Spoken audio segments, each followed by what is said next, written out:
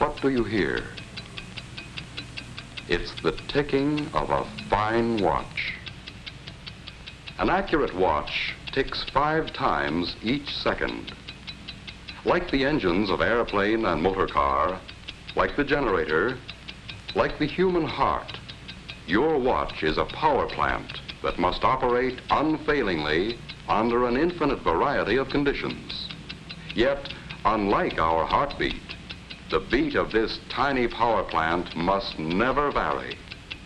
Unlike the giant generator, it has no tons of concrete on which to rest solid, level, and safe from vibrations which might affect its accuracy. There are no watchful attendants, no careful drivers, no skilled pilots, no banks of instruments and controls to regulate its speed and guard its accuracy.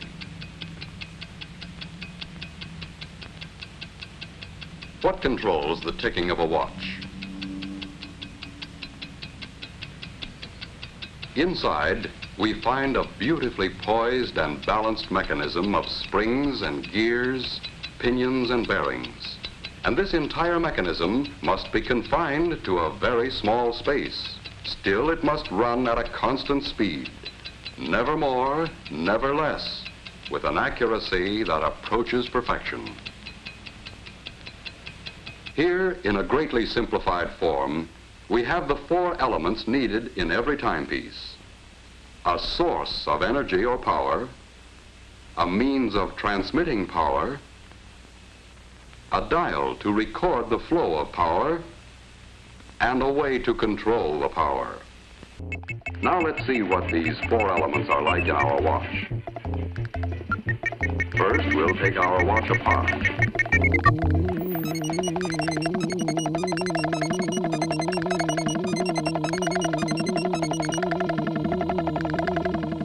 We'll begin with this part, the mainspring and barrel assembly. And so we can see everything that goes on inside, let's use giant parts to make a watch model. This is the mainspring, and it lives inside the mainspring barrel. The mainspring is the power plant of the watch, the source of power, like the faucet in our water clock. By winding the spring, we can store up energy. Here is a winding stem with gears and a click to keep the spring from unwinding. And here is the unit that controls the flow of power, like the nozzle on our hose. It is called the balance wheel and hairspring assembly. It consists of the balance wheel, hairspring, balance staff or axle. Fastened to the balance staff is a part called a roller. To the roller is attached an upright jewel pin. Let's see how these work together. A push on the jewel pin will start the balance wheel moving, and more pushes will keep it moving.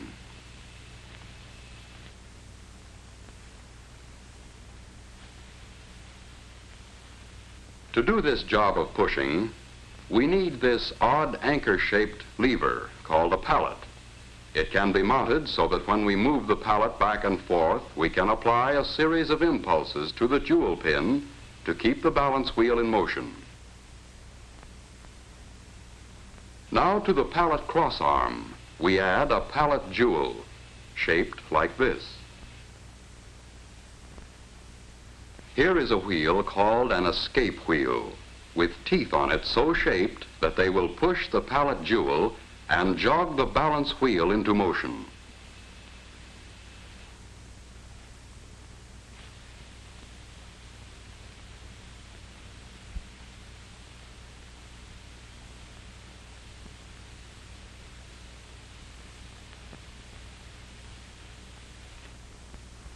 Now we'll use the energy stored up in our mainspring to drive the escape wheel. As the mainspring uncoils, it causes the barrel to rotate with it. That didn't last long, did it? Let's try it again. Once things get started, there's nothing to stop them. What we need now is a way of holding the power in check, releasing it a little at a time just when it's needed. Another pallet jewel at the other end of the pallet crossarm will do the trick. Just as the first pallet jewel gets a push from the escape wheel, the second pallet jewel locks against another tooth of the escape wheel to hold the power of the mainspring in check. But the balance wheel keeps swinging, and the jewel pin moves the fork end of the pallet until the escape wheel is again unlocked. But when we connect the mainspring directly to the escape wheel, the power is soon exhausted. In an actual watch, it would last only a few seconds. What we need is a way to stretch the power so it will last for more than a day. In our water clock, we used a hose to transmit power from the faucet to the nozzle. We also need a way to transmit power here. So let's add a system of gears and wheels.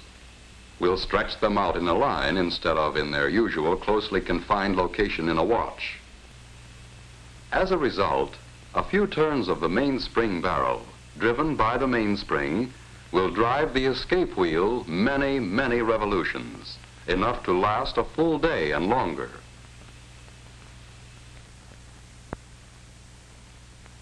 What we have now is a complete model watch train. Through the gears, the mainspring drives the escape wheel. The escape wheel teeth push first on one pallet jewel and then the other. The pallet fork nudges the jewel pin on the balance wheel to keep it moving. The swinging balance wheel on its return trip moves the pallet fork. This unlocks the escape wheel to release a little more energy from the mainspring.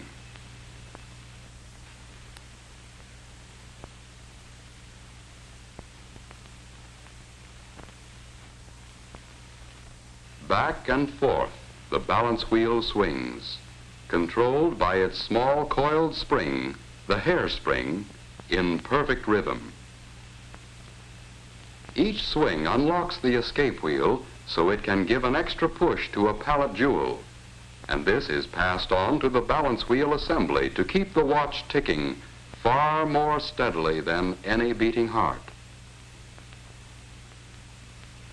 All we have to do now to measure time is count the ticks. But this would be a tedious job and not very practical. Just as we needed a dial on our water clock, here too we need a method for recording the flow of power. So to the shaft of this gear or wheel, we add an indicating hand to measure seconds. As the gear train of a watch moves far enough to make 5 ticks of the escapement, the second hand moves 1 graduation on its dial. To count the minutes, we can attach a dial and fasten a pointer to this gear wheel, which is just the right size so that it turns 1 complete revolution while the second hand makes 60 revolutions.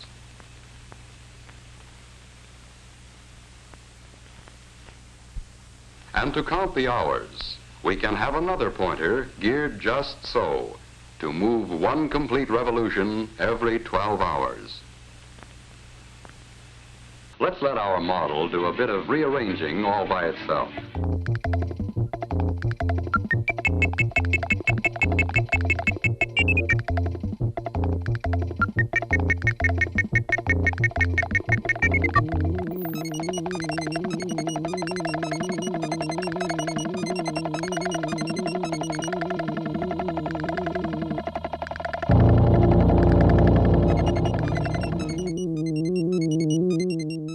Now we know what time it is and how and why we know. A fine watch itself is, of course, a compact precision mechanism with parts miraculously small and fashioned by craftsmen with incredible accuracy. But the basic principles are those we have just seen, frequently applied on a scale almost microscopic to produce the world's most accurate portable measuring instrument. Here is a truly wonderful mechanism. With it, you can accurately measure the passing of time, and record that passing for your use and convenience. But this mighty little servant is a creation of beauty too, a precious possession to be worn with pride and confidence every day, every week, every month, year after year.